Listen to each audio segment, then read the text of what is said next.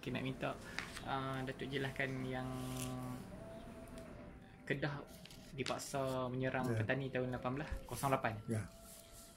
Kita tahu pada zaman itu Kedah diperintah oleh seorang sultan bernama Sultan Ahmad Tajuddin Halim Shah yang kedua.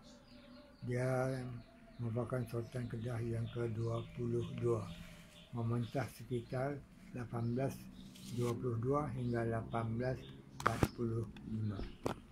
Zaman pemerintahan baginda Siam sentiasa mengancam untuk menyerang Kedah, kerana dikatakan Kedah telah bermuafakat ataupun bersubahat. Bersebahat dengan Burma, musuh ketat Siam. Kerana itu dia memaksa Sultan Kedah menghantar askarnya ke petani. Sebab masa itu petani sudah bertakluk sebelum itu lagi, telah membangun memberontak terhadap kerajaan pusat, terhadap kerajaan Siam. Jadi dia memberontak tu tahun bila tu? Memberontaklah saya ingat sebelum 1908 dah, sebelum askar Kedah keluar daripada Kedah ni kali yang kedua daripada Siam pergi ke Phuket ataupun Salam. Jadi kalau pergi ke Salam tu sekitar 1808. Kan 1812 1810 tau nanti ya. 1808 ni ke Siam. 1808 tu Kedah ke mana kita pergi? Salam. Petani. 1808 ke Petani. 1810 ke Salam. Syair menceritakan tentang Angkatan Kedah ke Petani dan Angkatan Kedah ke Salam atau Phuket yang daripada Siam tu siap ditulis oleh penyair itu pada tahun 1812. Nanti saya bagi banyak tanya sebab saya disuruh kupas sikit. Jadi apabila petani jatuh ke tangan Siam, tak lama kemudian sebelum 1800 lagi, tahun 1700 berapa tu, petani sering memberontak terhadap Siam untuk menentang lah. Jadi untuk memadamkan pemberontakan itu, kerajaan Siam memaksa Sultan Ahmad Tajuddin tadi menghantar askarnya untuk memadamkan pemberontakan tersebut di petani. Itu satu. Sebenarnya di sebalik itu tujuan sebenarnya ialah untuk melemahkan angkatan perang Kedah yang masa itu cukup terbilang lengkap dengan kapal-kapal perang yang kuat. Jadi kerana itu maka Sultan Ahmad Tajuddin itu salah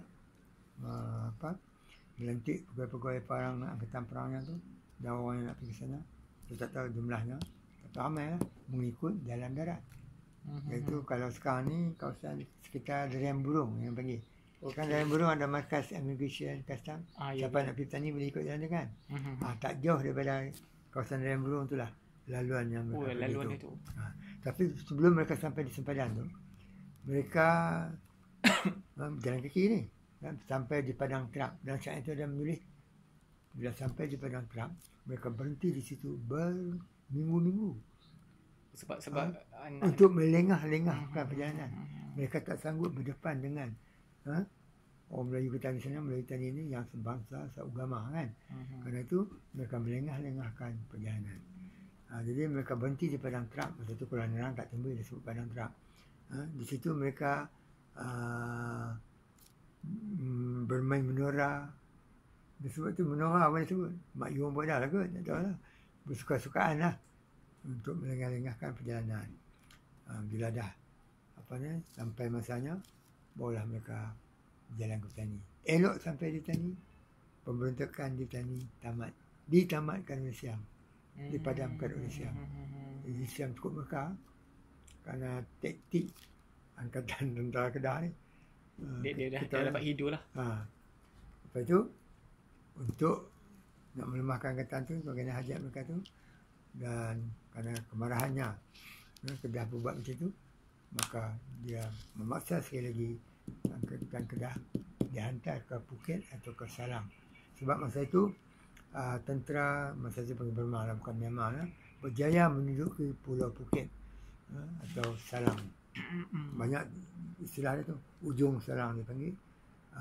Pulau Salang boleh panggil. Masa tu zaman Siam lah. Kemudian Phuket. Siam ubah Phuket. Sebenarnya Phuket tu kita bukit. Siam tak boleh sebut B. Phuket jadi, tu sebelum ni dalam peta negeri Kedah. Dan Pulau Andaman lah. Tengah-tengah kawasan Pulau Andaman. Utara Langkawi kan. Jadi Datuk dia Pulau Phuket tu yang difahamkan sebelum ni memang masuk dalam peta negeri Kedah. Masa tu kah? Nanti tak ada lah. Okey, Sultan Mat Jiwa 1710 1778. Okey. Tak Kedah punya. Tapi sebelum Angkatan Kedah nak fikir yang kedua ni memang macam sampai awal lagi. Jadi dia tawan zaman Tok Jiwa mangkat 1778 ni. Bukit dah jatuh ke tangan Siam ni. Jadi angkatan yang pergi kali ni darat hampir 1,000 orang. Dengan kapalnya yang lengkap dengan senjata. Maksud senjata tu di Mayam tu. Keliling kapal-kapal Kedah ni ada Mayam. Untuk bertembung dengan Burma ni. Dengan Burma tadi ni. Manakala kapal-kapal perang lain bukan Kedah yang dapat sah. Termasuklah Ligor. Termasuklah Petani. Termasuklah Terang. Itu semua ni kecil di selatan Negara lah. Selatan Siam.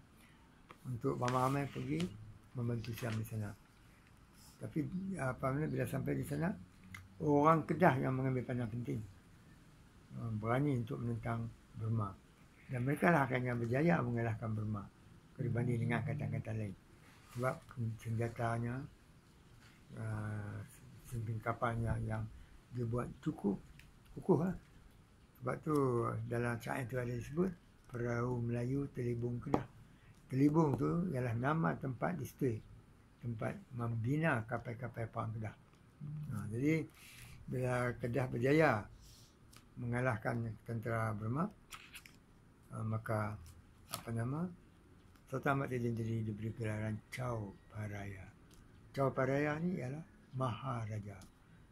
Kerana tu Negeri Lain ada setengah iri hati lah. Kedah yang dapat nama, dia pun perang sama. Tapi kerana Kedah menunjukkan keandalannya dengan kapal perangnya yang lengkap, banyak daripada negeri lain. Terutama yang marah Ligor. Kerana tu bila Siam nak serang Kedah, bila menganggap Sultan Ahmad Tijin ini bersebab dengan Burma, dia telah mengarah tentera Ligor serang. Ligor macam putih tahun datang kan. Dia marah pada dia tak dapat Maharaja. Itulah menyebabkan Ligor menang Kedah. Pada tahun 1838 tu. 1808 tu pergi sana tu. Tak salah berapa tahun daripada sana tak tahulah. Kerana itu ada tu yang Ligu serang Kedah tahun 1801. Yang akhir tu 1801. Jadi daripada serangan ini kita dapati seorang penyair yang turut sama berjuang di medan pertempuran di Serang tu, dia seorang ahli syair lah kata-kata. Bila balik dia telah menulis syair yang dinamakan Syair Sultan Maulana. Maulana tu didedikasilah, ditujukan kepada Sultan Ahmad Tajuddin. Sebab Sultan Tajuddin pun salah seorang wira juga. Masa dia kena buang Melaka, dia keluar dari Melaka. Pengikut-pengikut dia turut dia sama. Istiar nak mentang Siam di Langkawi. Dia hambat balik ke sana balik. Pada tempat kurungan dia tu di belakang. Tapi dia buat bantang. Inggeris tak menang nak jaga dia. Masa tu. Jadi dalam syair tu kita dapat lihat betapa bijaknya penyair itu menyusun kata-kata dan mencontohkan peperangan yang berlaku. Petani tu yang cerita pasal duduk berbulan-bulan di padang terap, baru sampai sana pun tamat kan. Dan ke Pulau Serang lagi panjang ni lah cerita tu. Dia cerita macam mana Kedah kita ni menggunakan senjata menentang Burma dan sebagainya lah. Kalau banding dengan negeri-negeri lain yang dipaksa juga oleh Siam tu menyerang Burma di situ.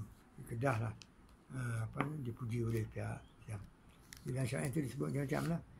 Kita tahu dulu syair-syair ni yang ditulis selalu dituju kepada penjajah sama, mengkritik penjajah yang menjajah negeri mereka. Kita ada syair perang Makassar.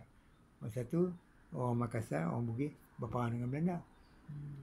Yang menunjuk ke Makassar tu, dalam tu dia selit dengan syair yang mengkritik kekejaman kah, ya, penjajah yang ada masa tu.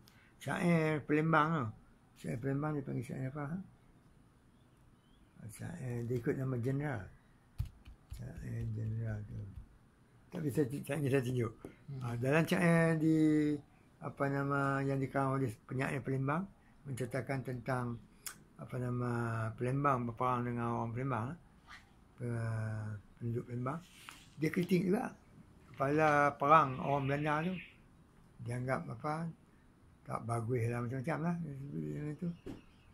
Syair perang Menteng. Menteng tu nama ketua perang orang Belanda. Dia kata makan babi lah, muka macam labi-labi lah, kritik. Jadi artinya jadi satu tradisi.